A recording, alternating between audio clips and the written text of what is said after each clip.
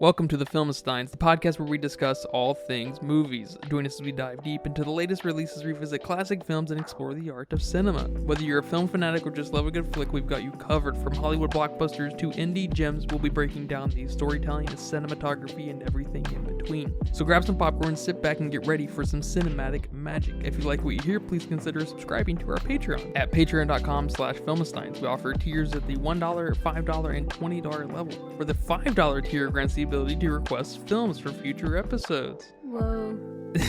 This is the Filmsteins, where movies are more than just entertainment, they're an experience. They're an experience. All around you. And welcome back to another great episode of the greatest podcast on the planet, the Filmsteins, at patreon.com/Filmsteins. Just wanted to say that we're having Patreon growth. And so let's get a round of applause. So that's pretty cool. Thank you guys out there for supporting us at patreon.com/Filmsteins. We make episodes, or we put episodes up every Monday, Wednesday, and Friday, and soon there will be exclusive content to our Patreon behind the paywall. The paywall starts at $1, so not much of a paywall. But if you want to hear us talk about things like our ranking of Tim Burton films, or David Lynch films, or David Fincher films, or Steven Spielberg films, every director. We're just going to do every director at some point. Did you know that? What? We're gonna rank director? every and then we're going to rank the directors. Holy crap. And then rank the directors? Yeah. Holy crap. So, if you're up for that, come join us at Patreon. All right. And soon we're going to create posts, and everybody's going to be able to comment and take polls and stuff, and it's going to be a whole community over there. And it starts with you guys listening. So go over there to patreon.com. Don't be a freeloader. Drop by, give us $1. Yeah. Yeah? Yeah. Okay. I'm joined today by my crustacean-eating friend, my sushi-eating friend, my fish-eating friend. I don't think that's appropriate here. Maybe I should be like swimming with the fishes, not eating You're going to be them. swimming with the fishes soon. Is that a threat? You threatening? Yeah, that's All my right. Italian-American coming out. But that's my co-host, Lucy. Hello, everyone. Welcome back. So today we are talking about the controversial Disney remake film, The Little Mermaid, directed by Rob Marshall, the legendary director Rob Marshall, who directed Mary Poppins Returns. I'm just kidding. I'm surprised Rob Marshall's going to have a job after this. I'm surprised they hired him in the first place, to be honest. He hasn't done anything. Yeah, that's what I'm saying. Oh. He, Disney, we've kind of noticed this with Disney. They have a tendency to hire anyone from anywhere. They won't hire directors. They don't hire directors who have a lot of personality. They made mistakes doing that with Taika Waititi and James Gunn, and now they're like, we can't have this. We need to normalize, what's going on here and just make it as generic as possible. We're trying to make the Walmart brand of movies over here, and you guys are giving us way too much flavor. You know what I'm saying? That's what Disney's saying. All right. That's Rob Marshall. He's Walmart. He's Walmart brand. Okay. He's great value. I hope Rob Marshall finds this podcast entertaining. Well, you said it, But it's a hard truth, I know. I'm sorry, Rob. This movie was controversial, right? The 1989 Little Mermaid is one of the most iconic animated films of all time, correct? It's in the Pantheon. Yeah, we came out around the Lion King, Hercules, Mulan era, right? Beauty and the Beast, of course, right? Yeah. So there's a lot to live up to, and we saw some of those others get remakes like Mulan and little Beauty and the Beast, it's just nothing new. There's a real super mixed bag with these Disney live action remakes, and part of me starts to like this film in one way, but this movie sucks. What do you think? Is that too radical? What's too radical? Saying this movie sucks? I don't think so. This movie sucked. You just calling it how it is. I calls them as I sees them. You calls them as you sees them. I couldn't, when we were underwater, and I was like, oh, okay, we have a lot of diversity down here. I don't know how I don't know how Trident is getting around, and apparently his genes are super recessive, because he's hooking up with some Asian girls, some black girls, and they are completely dominant genes, right? Yeah, but none of these people looked mixed with a Spanish dude. That's true. Maybe one did. Maybe the vaguely Hispanic person did. Maybe. But then when we get on land, we realize that we're in the fucking Caribbean, right? And we're just like, what the fuck is going on here? Why didn't they just embrace the Caribbean nature of just the environment? That's everything. Like, this is kind of a fun spin, and that's just it. It's just kind of a set piece, and they have here and there some characters that really, have the Caribbean accent or accents. Same thing with Sebastian, and I can't remember, does Sebastian in the cartoon have a Caribbean accent? I don't remember. I don't remember at all. I don't remember the original one bit, to be honest. I don't know if I've actually seen it. I thought I've seen it, but I don't know. So this movie kind of, it really hurts it in my mind, because the film just kind of starts to suck, especially when we get on land and we're introduced to Eric, because Eric is goddamn the worst of the worst, right? But the half measure we made into the Caribbean is just makes this movie so stupid. Makes it feel like it's trying to pander. Yeah, I don't honestly, I don't know what this movie was trying to be. It was trying to be too much. It was trying to be inclusive, but then it was trying to be Caribbean, but then it was trying to be, I don't know, I guess inclusive in the way that you have an adoptive kid because you have to have a black queen. I mean, it was everywhere. It was everywhere. Yeah. Messy film. What do you say? Messy? Yeah. Messy film, for sure. Not the soccer player. No, not the soccer player. Yeah, I mean, this movie was boring. It was a yawn fest. You said Transformers was boring? God damn. This is how I felt during Transformers. Jesus, This is how I felt during this film, too. It's virtually the same. It's the same experience back to back. I'm sorry. Not for me. Hopefully some of my Transformers excitement rubbed off on you that this was worse, but... Yeah, I mean, I guess that's true. It probably did a little bit, and then the ending of Transformers was like, oh, yeah, okay, yeah. that's somehow made this 2-hour fucking journey worth it. You got a little spark. Yeah. That's funny. Spark here. That's funny. That's a good pun. That's a deep-ass pun right there. I like that. Because that's like their heart. That's like what keeps them together, the Transformers. That was good. Thank you. Did you do that? Was that unintentional? Hell yeah, it was unintentional. That's good. What do you like about this film? What do you like about Halle Berry? I thought she was pretty decent. Oh, I thought she sucked. You thought she sucked? Yeah. I thought everything around her sucked 10 times more than she did. I thought if she had a better cast members, if she had a better director, Halle Berry actually could have been a decent Ariel. Yeah, I don't know. Maybe I'm seeing that no direction here, but I don't think she stood out in any way whatsoever. But I also can't think of someone that I would have replaced her with. Yeah, I couldn't either. So there's something to say there, I guess.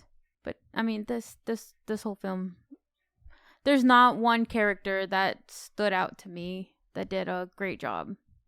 Maybe Jessica Alexander. And which character was that? She played Vanessa, which was Ursula's human form. Yeah, she was a little bit of a spectacle because of her. Yeah, she was Ursula in human body. And I guess Ursula would have been the counter to that.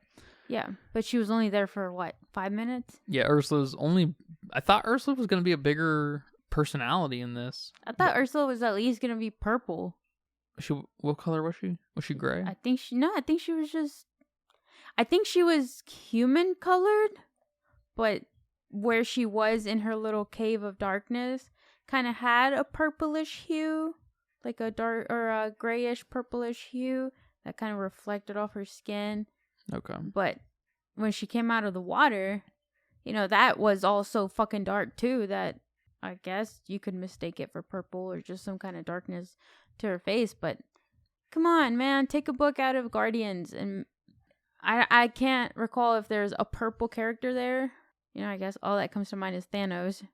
Thanos is purple, right? Yeah, he is. He's a pretty He's a pretty nice purple, actually. Yes. Too. Kind of the lavender. Yeah, make her that purple.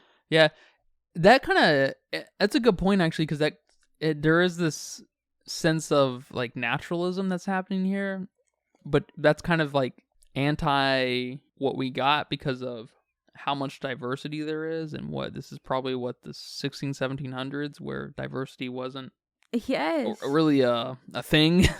So you'd think we would have gotten a little more tamed, less ambitious film in that way. I don't know. It just kind of gets messy. I don't know if diversity is an ambitious thing. I think it's just a thing that either is required because it's part of the story, like it's a natural thing that happens. Like, you have a movie in New York City, you expect to see a lot of different walks of life.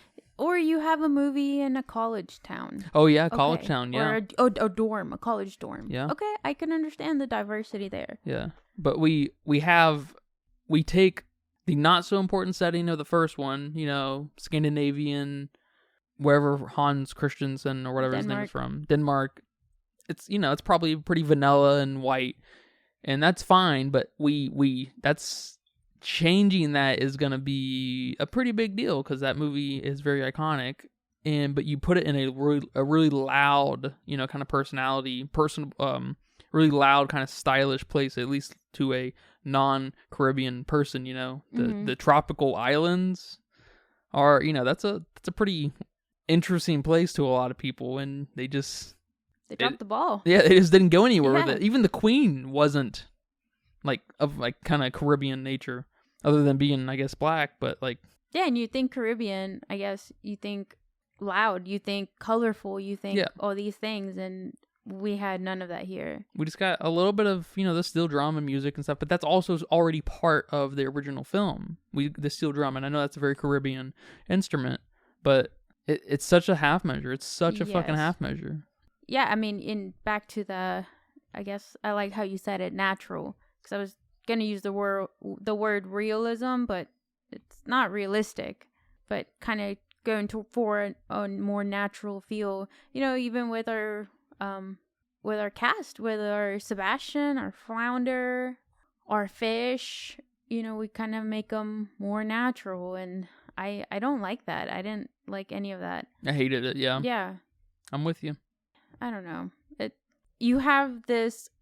Okay, it's an iconic film, the 1989 version, and then you have this very iconic song that even if you haven't seen the movie, you have heard the song "Under the Sea," and you can hear it. It's very, very loud and colorful.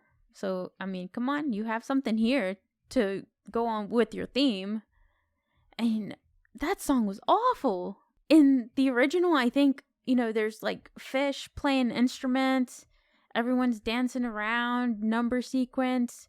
It's probably the most interesting part of the original in the sense of the music or the song, I guess. Whatever. And maybe animation too, because it's really stylish. Yeah.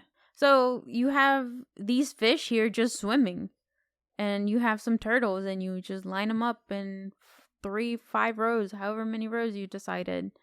It looks really awkward because we're trying to get into this hyper realistic kind of space, and it's just but they're nobody's doing anything. Yeah. You have this awesome song playing in the back, and no one's doing anything. The turtles are just kind of marching, kinda. I want to see these turtles flipping. I want to see these turtles, making sounds off of each other. I mean, come on. And then the silliest thing was that at the end of the song, they play that little dun-dun, whatever sound to kind of tell us that it's finished. You know what I'm talking about? Like a crescendo? I don't know what the fuck a crescendo is. It's just the sound they play at the end of every awesome big musical number. Yeah, I think I know. I even said it when we were watching. I was like, "What? Why would they put this here? It wasn't even that spectacular." And why did they put it there? I wish I could play the sound for you so you know what I'm talking about.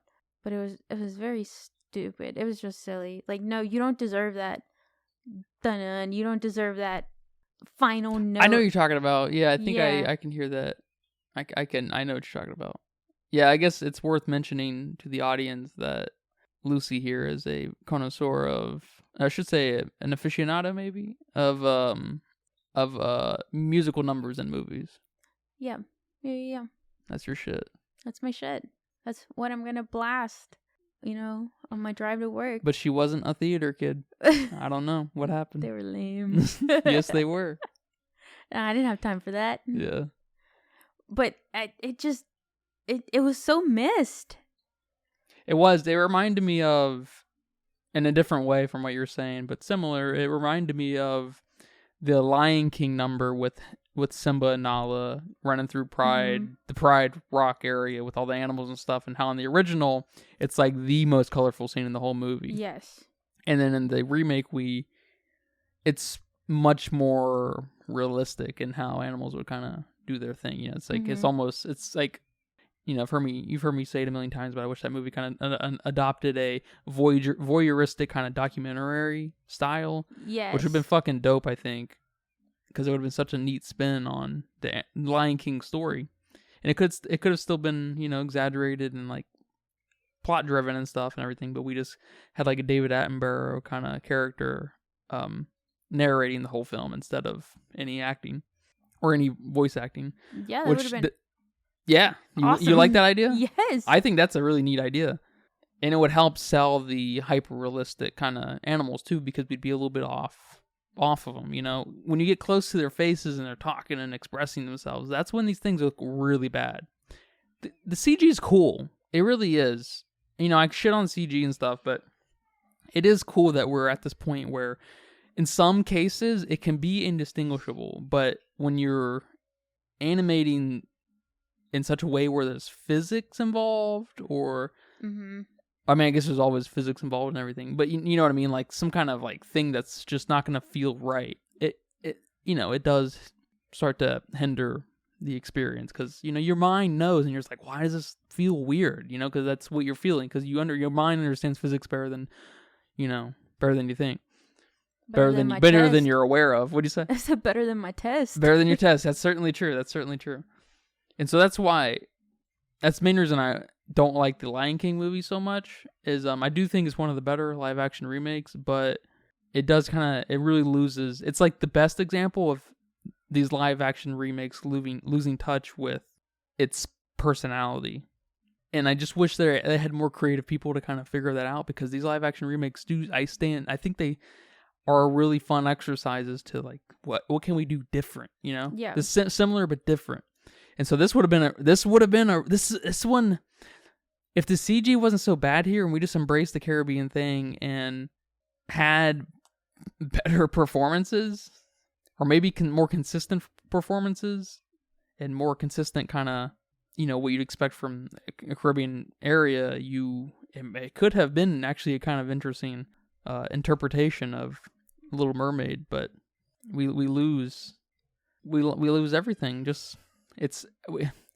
I mean, I don't know, but maybe I'd take back about Halle Bailey being given a bad performance. I think it was just the direction, because now that I think about it, I think the cast itself wasn't too bad. I liked her. I liked Prince Eric. You liked Prince Eric? I love the fact that I thought he sucked, man. Okay, like just him, not his performance. I'm not talking about performance here. I liked him as the character. I think he looked just like Prince Eric. Okay. And I love the fact that Melissa McCarthy was going to play Ursula, because she's kind of like that. You see her in all these other movies, and just for some reason you think she's going to fit this great role. And she's not a bad actor or actress. No, neither is Javier Bardem. Yeah, neither. Exactly. He's in a lot of shitty stuff. I don't know what it is about him just doing whatever, like Lyle Crocodile, but he was Sugar in No Country for Old Men. Like, what the fuck? Yeah, I think he's in but it's just, that's my top 3 favorite movies. And because of him. Yeah. So it's these just are not bad no. actors and actresses. It was just such a bad direction they were given, and I don't know, that's where the ball was dropped. Yeah. For sure, because they're not bad. They just weren't. I don't know, man. I don't know. Maybe it was hard filming, being tied to ropes. You know, it was definitely something different for these characters. And dealing with the CG, of course. Halle Bailey is a very new actress, and she probably, hasn't worked with CG a lot and stuff. And I know they did film a lot of things underwater with her to like get certain kind of motion and stuff, but you could have fooled me because she looked so fucking awkward underwater. Yes. Everyone did. Everyone looked so bad underwater. And was the hair CG entirely? At times it looked pretty good, but man, sometimes it looked really bad. I'm not sure. Especially Javier Bardem's hair. Oh my god, dude. His hair looked so bad. Except when he was above water for those 5 minutes or 5 seconds, it looked fine. Yeah, it looks like the hair was mainly CG. Okay. For everybody, it says every actor. So yeah, I don't know, but it didn't talking move. About the hair. Why didn't they make her hair red? I know there's like little like glimpses of red, and when she was in certain lighting, it would look red. But again, are you sticking to this like natural thing? Yeah. Again, like no, come on, that's the most iconic thing about her red hair. Yeah, the red hair, the way the hair moved. I mean, the way things moved underwater, just objects and stuff.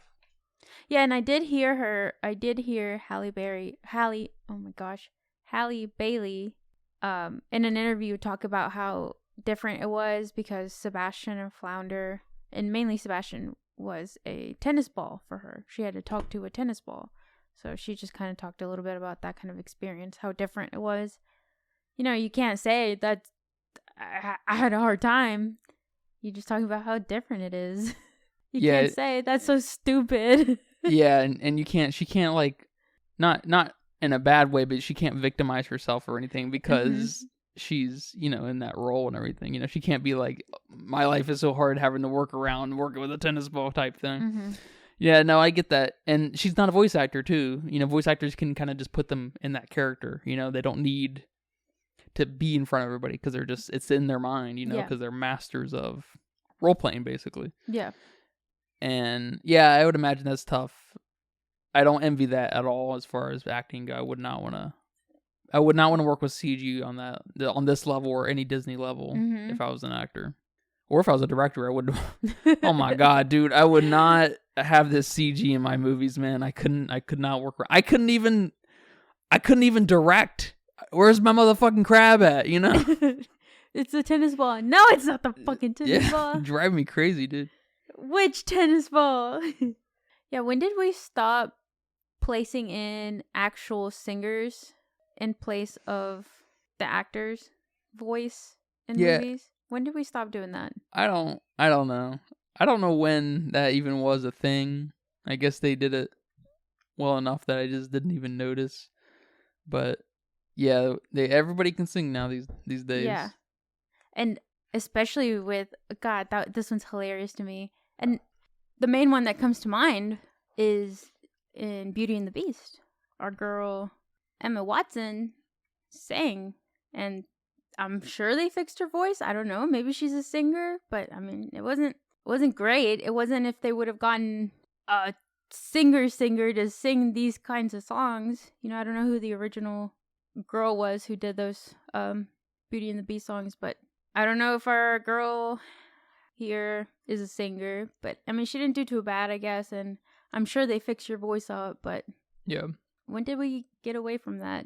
I don't know. Yeah, I definitely think the singing overall, the musical numbers were pretty bad. I don't know if you're going to be listening to any of these after the fact. Yeah, they're pretty rough, and they were pretty rough, especially that rap. The rap was interesting. I was I was there for it, but I was just like, this is not happening, is it? But it is happening. But I was there for it. I was like, okay, this is something. I could see that being like the cutest for like a kid. Kind of like, you know, it had a beat. Yeah. It's still a rap. Yeah.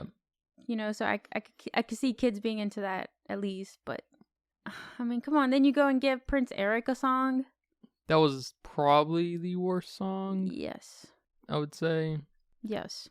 The whole, oh my God. I mean, you even said it when she was like creeping on the rock and she was going to do her whole thing with the wave behind her and everything. It's just like, she wasn't singing there, but that little creeping towards the peak of the rock was bad. Weird. That was bad. That was real fucking bad. I couldn't believe how bad that looked. That was, man, whether you're going to watch this film or not, I guess if you're not going to watch this, if you're going to watch the film, you're going to see it. But if you're not going to watch this film, you've got to Google that or something, find that, because there might be a GIF of it or some GIF or whatever of it. How the fuck you say that word? Yeah, I was surprised how bad that was. I was like, what is she doing? What is going on here? Is she about to get on that? And she did. And I was like, oh shit. And she did the thing. And she did the whole, you know, the thing that they tried to make iconic in the original. That's not iconic. No one knows. No one fucking. That's not. I don't know why that's like a T-shirt. You know, I don't know why that's the poster, the logo. It's just like I don't understand that. But yeah, the last thing I want to say, going back to the songs, was maybe my favorite song bit. I guess if I had to pick one, it was Kiss the Girl. You know, they played a little bit with the plants there. Sure. And, you know, this kind of romantic-ish scene. It was the most creative part of the movie. Yeah. Without a doubt. It's kind of we were reaching for that thing you were talking about earlier with the underwater yes. musical number. Yes, we hit it a little bit more here. And it just begs the question, why didn't we do that at the most iconic part of, you know, or at least at the part of the movie that people are expecting the most delivery from, you know? Yeah. It is, because you don't, you know, it's not iconic because it's not, the movie just came out, right? But the original, it is the most iconic, the underwater bit. Yeah, for sure. What's the name of the song? Under the Sea? Which one? The Under the Water Yeah, song? Under the Sea. Yeah.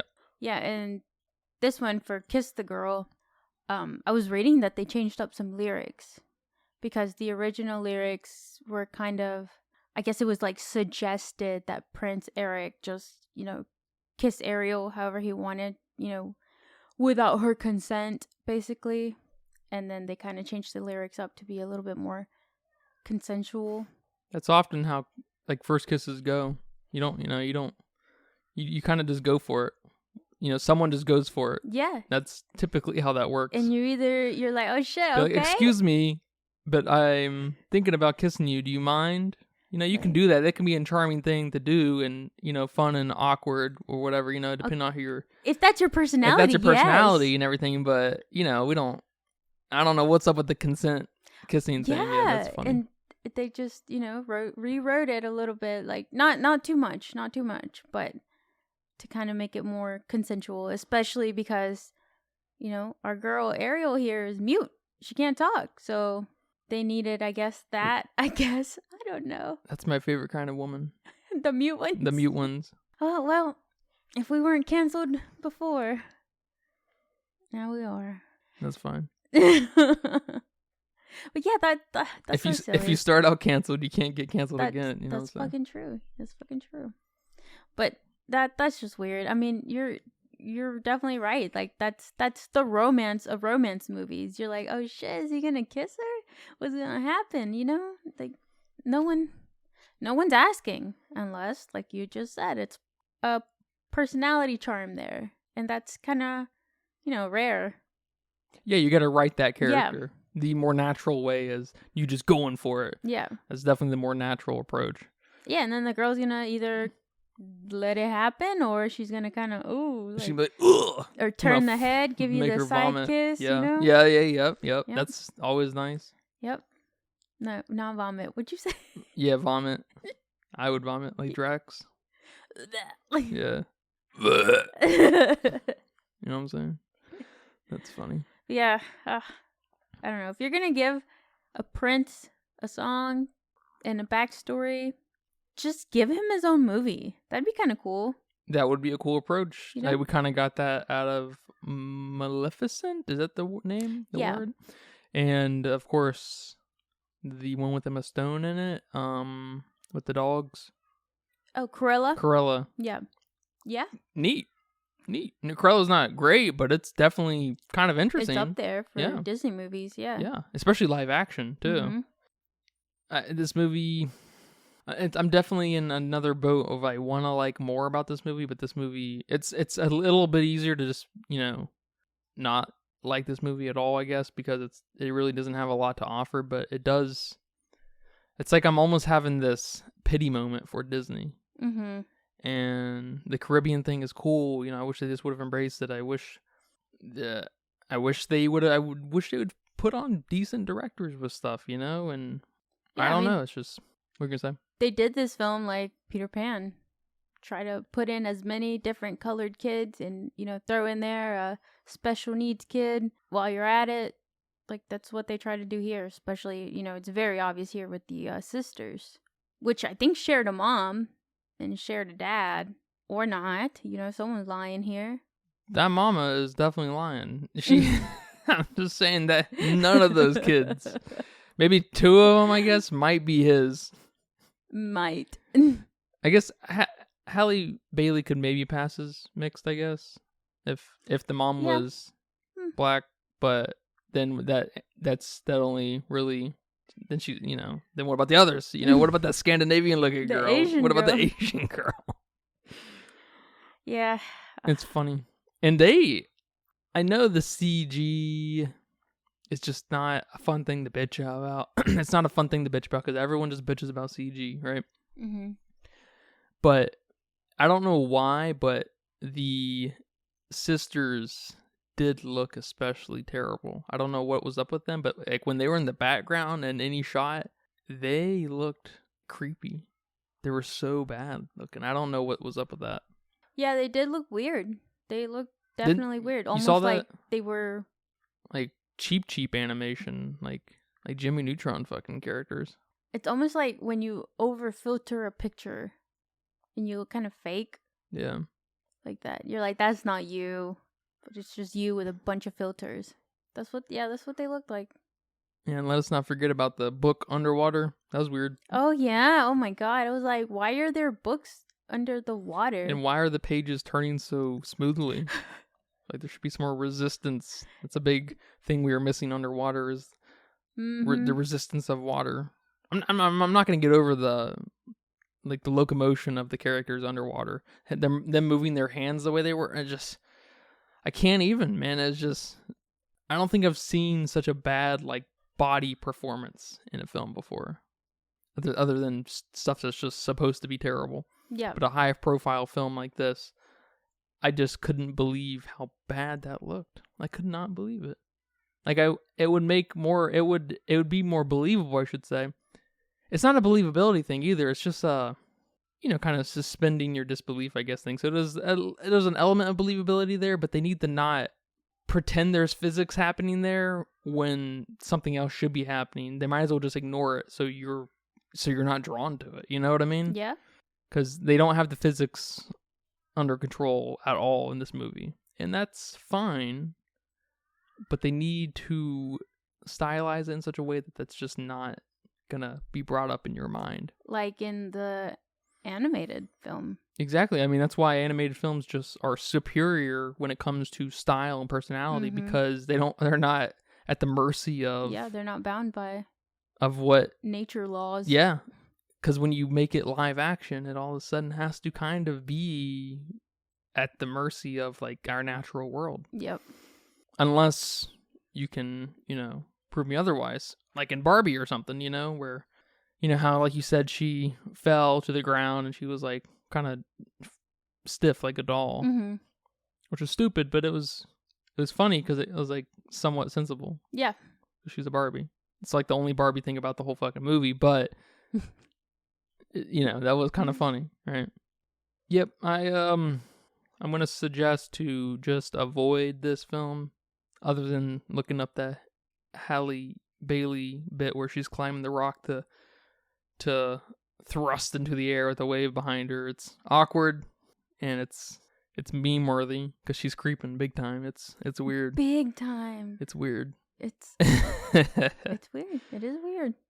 Yeah, I guess to end that, I don't know if I completely agree. Don't watch it. Maybe a person who has taste, don't go watch it. But if you got kids, it's probably a cute watch. Kids like music. Kids like, that's about it. Music. They like princesses. They like mermaids. Yeah, sure. But at this point, just go watch the animated films again. I mean, just they're there. Yeah. You can't pretend they don't exist because you might. Yeah, that's the better of the two. Although, I mean, that's kind of the defense I want to build is with these films that I wish. It's a defense that can't really exist though because they don't do it themselves. But I wish they would just embrace something new and not just try to rehash it. But kind of take half measures in other directions. And it's just like just embrace whatever that is. Yeah. Have some vision, and that's one reason Peter Pan was kind of super disappointing. In a way, I didn't really expect too much. I couldn't be that disappointed, right? But David Lowery was on it, and he did the Ghost Story, and I love that film. And I don't know much about David Lowery's style or anything, or what he can bring to a directorial, or what he can bring to a movie directorially, but that movie was just like every other live action Disney film. Yeah. Except probably the worst of the bunch, that and Dumbo. Take that back. Not Dumbo. Dumbo sucks. Did you like this one more than did you like Little Mermaid more than Peter Pan? No. About the same? No, I think I enjoyed this one more. Okay. I think there's three parts that I kind of like. Help elevate it? To help elevate it. Yeah, okay. Peter Pan, I don't think I liked one single thing. Maybe the crocodile, which I wish there was more of, but that's it. They abandoned the most important theme of the movie. They abandoned the most important representation of a theme in the whole fucking movie. The croc. Yeah. And Peter Pan's an asshole. I didn't want to watch. Well, he's supposed to be kind of an asshole, but he's like a completely irredeemable asshole, which is maybe important, but then you gotta. That's not a character, you're our main character. Or I guess he's kind of the main side character, because Wendy's the main character. True. But he's sort of, he's sort of our main character. He's a shared kind of spotlight. If he's not going to be redeemable and grow as a character, you got to write all the other characters much better. Because if our main character or our side main character is not, if he's not the well-written character, we need everyone else to kind of shine around him to just kind of put the spotlight on him about how much of, just how gross of a character he is. Yeah. And we didn't get that at all. Yeah. But Peter Pan sucks. Yeah, I like this one more than Peter Pan. Yeah. I liked the three, I guess the three parts I did like was first when Ursula turned into a giant Ursula. Kaiju, kaiju Ursula. Yeah. That was cool. Was cool. Of course I would like that. Yeah. Huh. I didn't think about it like that. But, again, I wish they would have made her purple. I wish they would have made her a little bit more gross looking when she came out of the water, you make her look how you want under the water. But when she's out of the water, I need that, texture of she's been underwater and she's an octopus and, I just a little bit more. Yes, exactly. Like they were calling her. I wish they would have embraced a little more scary tone with that. Mm-hmm. Because that was just another kind of half measure that they made, and it just ended as quick as she came. So I was just like, no. But it was cool. It was cool. And then I liked when Vanessa. Did that happen in the original? Did she get big like that? I think she did. Okay. I think. Again, it's been a long time, and The Little Mermaid was not one of my favorite Disney princesses, so it wasn't a film I watched. Yeah, continuously. I thought she was of mine, but I'm not even sure if I've ever seen the original film. Gosh. That's my Kingdom Hearts shit coming on, I guess. And I hated the Little Mermaid world and the Kingdom Hearts games. Oh They're terrible because you got to swim. You got to fucking swim, and we water all know level. swimming hates. Oh, we all hate swimming in games. That shit's Yes. always terrible. But my second favorite part was when Vanessa, her alter human, Her name was Vanessa? her human form. I didn't even Yes. realize that. Or it's supposed to be. I don't know if they said it in the film. Okay. Yeah. When she laughs, that was hilarious. Like, it's the most personality I got in this film. Just when she, like, gives that cackle and she's laughing because, her day's up. Her time's over. Yeah. And then, I like the shark. I don't know if that's in the original. I think it is, but I'm not, don't remember. I don't know. But the shark was cool. Shark was cool. Far better than a lot of sharks in shark movies. Yeah, the only thing I don't like about that is it builds a little bit of character with Ariel that she's kind of smart. Mm-hmm. And we don't really get that anywhere else. Nope. We get Eric telling her things, I guess. Yep. It kind of is a pointless little introduction. Yep. But I did like it too. I enjoyed that. Yep. And that's it. That's all I have to say about this movie. Yeah, I think I've said everything I need to say too.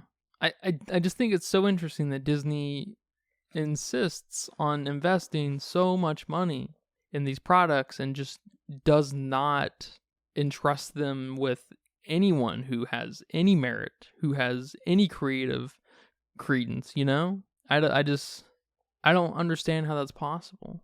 Because when you make so much money, it doesn't matter.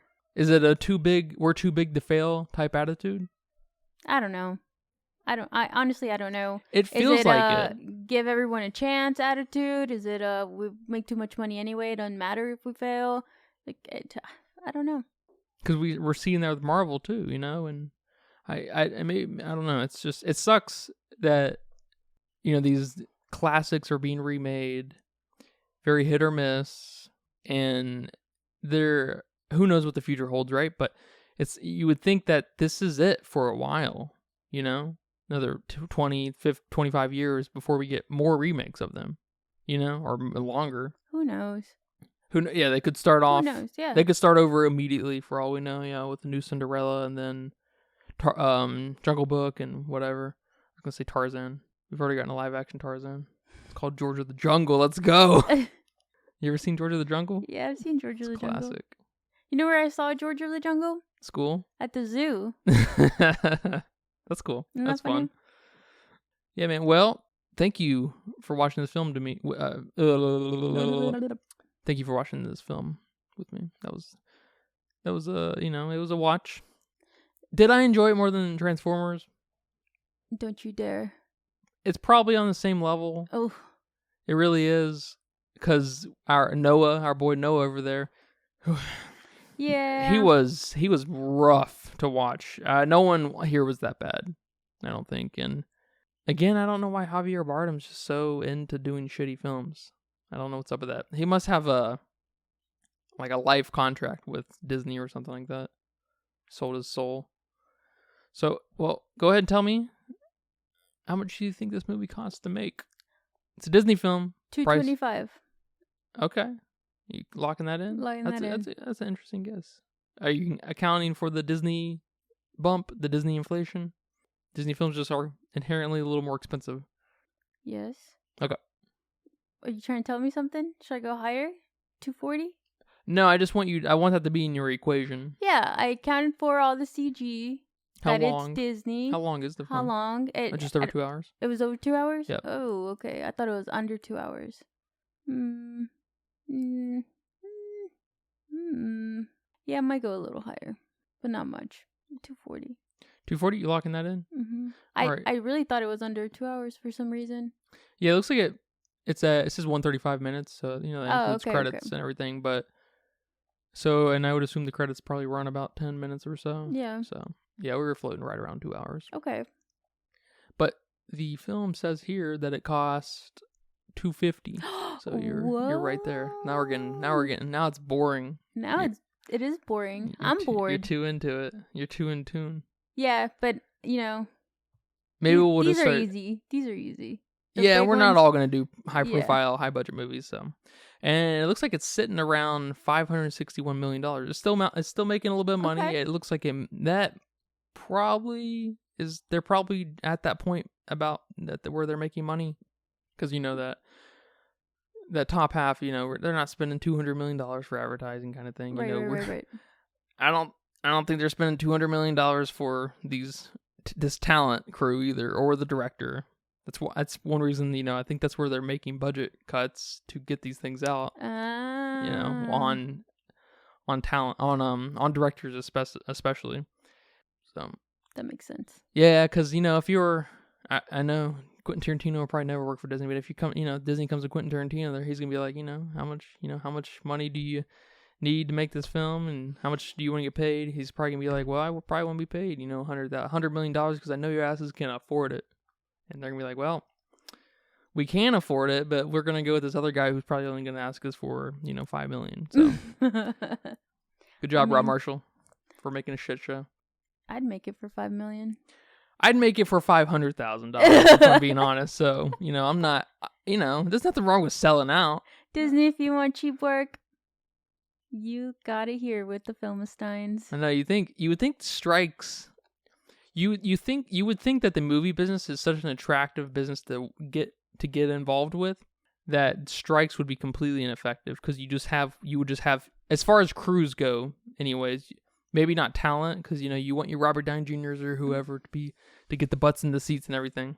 But as far as crews go, you would think that you have people waiting to take half the price, half the pay just to work and stuff. But at the same time, a lot of the stuff is made in L.A., where you basically have to pay the minimum, basic ass, $500 a day kind of grip standard rates, or else the people just aren't going to be eating.